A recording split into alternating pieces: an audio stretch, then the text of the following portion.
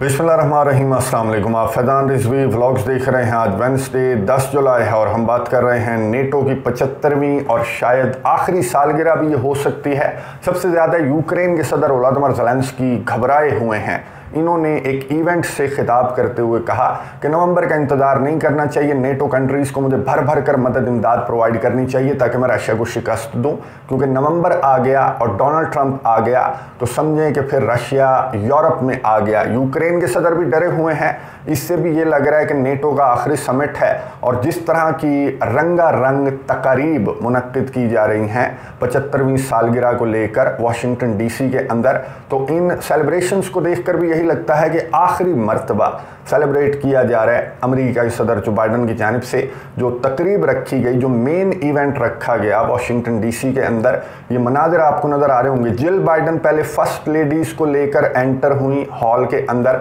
यहाँ पर म्यूज़िक भी था, बैंड भी था, रंगारंग तकरीब थी। जो बाइडन 31 जो मेंबर कंट्रीज़ हैं, बाकी जो 31 हैं, टोटल 32 नेटो मेंबर कंट्रीज़ हैं, तो जो बाइडन 31 नेटो मेंबर कंट्रीज़ के सरबराहान को लेकर हॉल के अंदर एंटर हुए।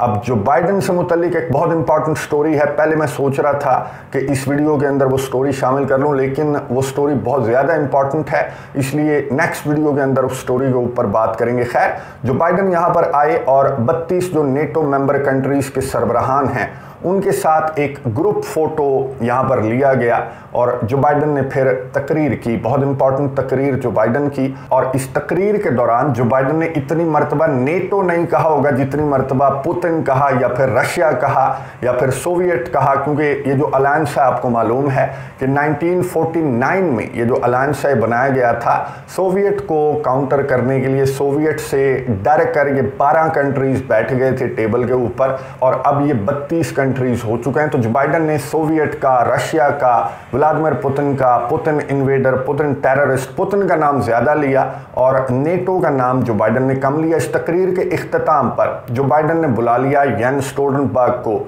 और येंस स्टोल्टनबर्ग जो नेटो के चीफ हैं, जो कि 2 टर्म्स इस नेटो के अलायंस का हिस्सा रहे, चीफ रहे और बहुत ज़्यादा खिदमात हैं इनकी और इनके टेन्योर में बहुत ज़्यादा फला फूला ये जो नेटो का अलायंस है। इसलिए एक सरप्राइज़ था, जो बाइडन है उनके पास एक सरप्राइज़ था नेटो चीफ येंस स्टोल्टनबर्ग के लिए। देखिए उसके बाद बात करते हैं। In the form of security, opportunity and greater freedom.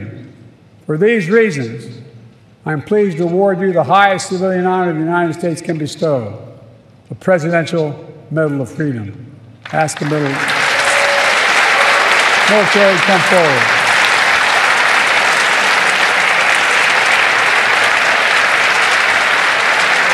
I'm asking to read the citation.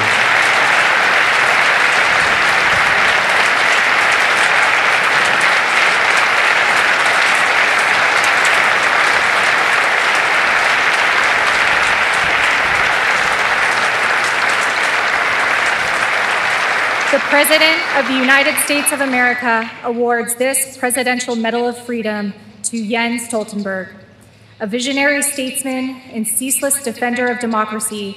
Secretary General Jens Stoltenberg has guided the NATO alliance through the most consequential decade for European security since World War II.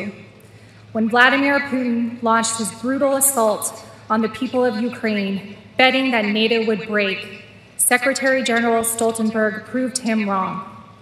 Under his stewardship, NATO has become stronger and more united than ever, and Americans for generations to come will benefit from the safer world he helped create.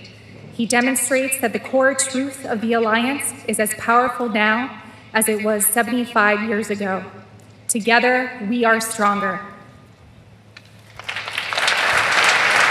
मनाज़िर आप देख रहे हैं कि America के सदर जो Biden ने NATO के चीफ येंस स्टोल्टनबर्ग को कहा कि बच्चा जमहूरा घूम जा, मेडल पहनाना है। अमेरिका के सदर जो बाइडन इस तरह की हरकतें क्यों कर रहे हैं, मैं आपको बता दूं कि यहाँ पर इन्होंने नेटो मेंबर्स की भी तारीफ़ की, इस अलायंस की भी तारीफ़ की, नेटो के चीफ की भी तारीफ़ें की और नेटो के चीफ को सबसे बड़ा अवार्ड भी, जो अमेरिका के सबसे बड़ा अवार्ड है, वो भी नेटो के चीफ के हवाले कर दिया। उसकी वजह ये है कि जो डोनाल्ड ट्रंप है वो इस अलायंस के भी ख़िलाफ़ है, नेटो मेंबर्स के भी ख़िलाफ़ है, क्योंकि नेटो मेंबर्स जीडीपी का 2% नहीं देते और फ्री फंड में यहाँ पर एंजॉय करते हैं इस अलायंस को। तो जो डोनाल्ड ट्रंप है उसके एतराज़ात बिल्कुल ठीक हैं कि फ़ीस तो जमा करवाओ, सालाना GDP का 2% तो लगाओ, ये मुफ्ते में तो हम तुम्हारी हिफाजत नहीं करेंगे। तो जो बाइडन की जानिब से इस तरह की हरकतें इसलिए की जा रही हैं कि बहुत ज़्यादा मेंबर्स को भी और येंस स्टोल्टनबर्ग को लेकर भी डोनाल्ड ट्रंप के बहुत ज़्यादा इतराज़ात हैं कि तेरे जैसा लल्ला चीफ मैंने आज तक नहीं देखा कि तू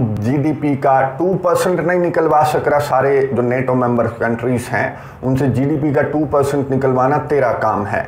अगर GDP का 2% तू नहीं निकलवा सकता तो फिर मैं फारिग कर दूंगा एक एक नेटो मेंबर कंट्री को जो भी फीस जमा नहीं करवाएगा। तो ये डोनाल्ड ट्रंप का बहरहाल एतराज़ है, लेकिन अमेरिका के सदर जो बाइडन ने ना सिर्फ इस नेटो के अलायंस की इंपॉर्टेंस बताई बल्कि ये भी बताने की कोशिश की कि कितने ज़्यादा मजबूत और यूनाइटेड हैं हम। अब ये तो पूरी दुनिया को नज़र आ रहा है कि कितने ज़्यादा मजबूत और यूनाइटेड हैं आप। और ये जो चेहरे हैं नेटो मेंबर कंट्रीज़ के, जो जॉर्जिया मेलोनी हैं और हंगरी के प्राइम मिनिस्टर विक्टर ऑर्बान भी आपको यहाँ पर नज़र आ रहे होंगे, तो ये चेहरे देखकर पूरी दुनिया को अंदाज़ा है कि आप कितने यूनाइटेड हैं। और यूक्रेन के सदर वोलोदिमीर ज़ेलेंस्की ने तो इस अंदाजे को अल्फाज की शक्ल दे दी। साइडलाइंस के ऊपर एक इवेंट से खिताब करते हुए सारा कुछ बोल दिया और ये कहा कि मैं स्ट्रेट फॉरवर्ड बात करूँगा, ढकी छुपी कोई बात नहीं है। नवंबर का इंतज़ार किया जा रहा है सबकी जानिब से, नवंबर का इंतज़ार नहीं करना चाहिए। नेटो से अमेरिका को बाहर नहीं निकलना चाहिए। अगर अमेरिका नेटो से बाहर निकल गया तो व्लादिमीर पुतिन जो है वो पूरे यूरोप पर कब्जा कर लेगा और हर मुल्क को व्लादिमीर पुतिन डराता फिरेगा। गुफ्तगू सुनिए यूक्रेन के सदर की, उसके बाद बात करते हैं। Now everyone is waiting for November. Americans are waiting for November in Europe, Middle East, in the Pacific. The whole world is looking to autumn, looking to November. And truly speaking, Putin awaits November too, but killing and destroying to get ready, to be ready for everything what November might bring. Even the anniversary NATO summit, which should become a top event, does not indeed look strong in the media in contrast to what is expected from November. It seems that people do not even notice that NATO has expanded by 2 new countries at once. And this is a historic event, but it is in the shadows of another story.